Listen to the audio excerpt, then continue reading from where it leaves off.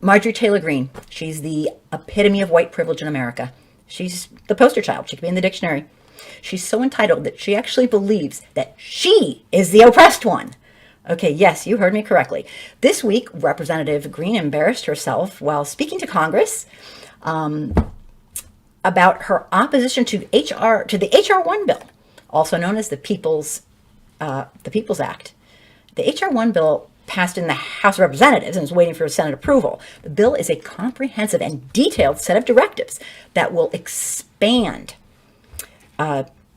greatly expand. Well, basically, we have nothing now.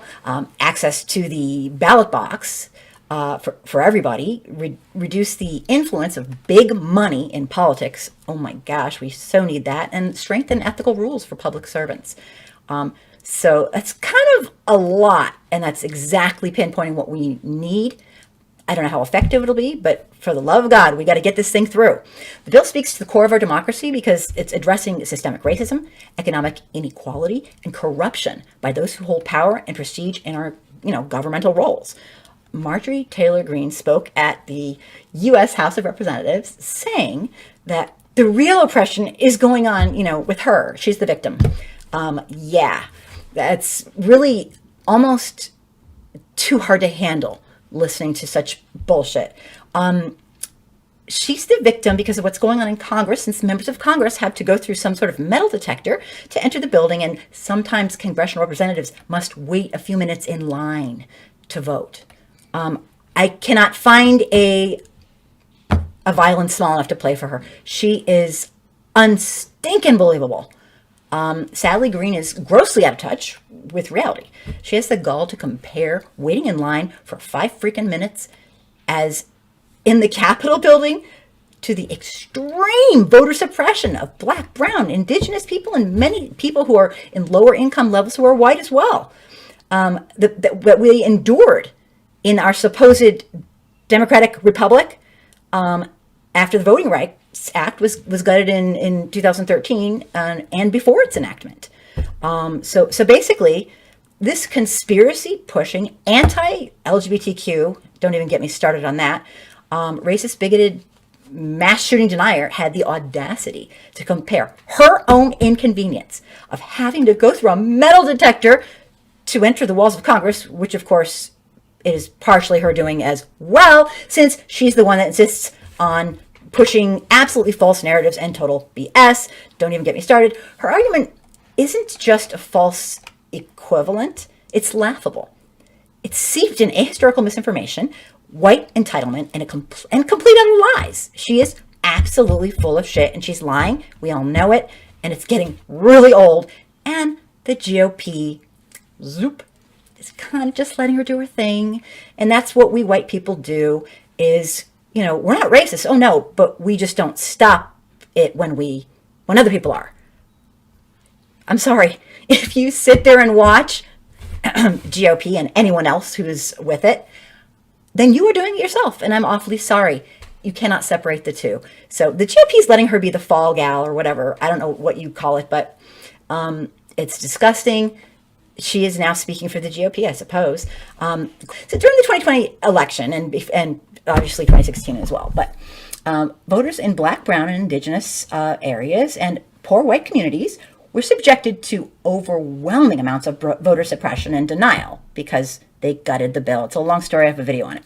According to the Woodward tapes, they didn't take action to stop COVID-19 because it would devastate Black neighborhoods who historically vote Democrat. And it would be better for Republicans. So, wow. I guess that could be considered murder, voter suppression through murder, or I don't know what to say. Voting booths were closed, places to purchase the correct identification to vote were shut down, as were posted box drop-offs with completed ballots. In some states, fake drop-off boxes were put out and not brought in. In many states, voters were automatically purged from the voter registry list without their knowledge. Many states had very specific voter identification requirements in order to vote. So you get there, you think you're okay, and you can't vote. I mean, this is voter suppression, on steroids. In some cases, fees to purchase these IDs were so incredibly high and also acted as a deterrent, to purchasing them, because if you can't afford food, you certainly can't afford to buy an ID to wait in line for 1,000 years to vote. DMVs were closed, requiring transportation and gas money needed to travel to obtain the proper identification for certain states. Formerly incarcerated people who had served their time have been made ineligible to vote in many states. The U.S. mail service was purposely slowed down at the federal level. In some states, if you hadn't voted in the previous election, you were automatically purged off the registry. And some voters had so many polling places closed, they had to wait up to 11 hours in line to cast their vote.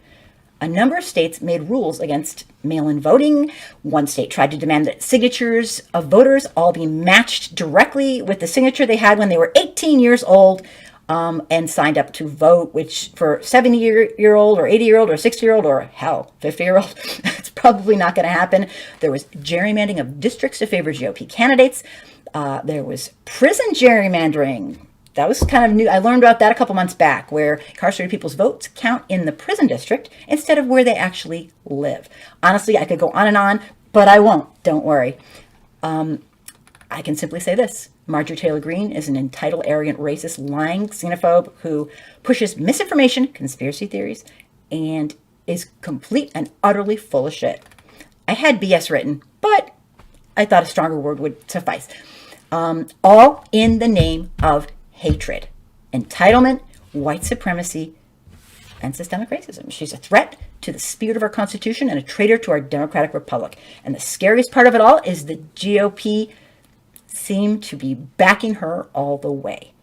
The Trump's GOP is absolutely the party of hate. Rant over. I just had to go there because I saw her and I could not take it. I rise in opposition to HR1.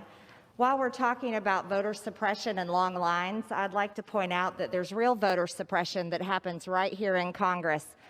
Many members of Congress have to stand in long lines to enter the chamber, going through metal detectors, emptying our pockets, and being treated very disrespectfully. So that is real voter suppression, and it's a shame that it happens right here on the House floor. Standing in line to vote is not voter suppression. It's just part of the voting process, just like people stand in line to buy groceries at the grocery store. Thank you very much, Mr. Speaker. I yield back.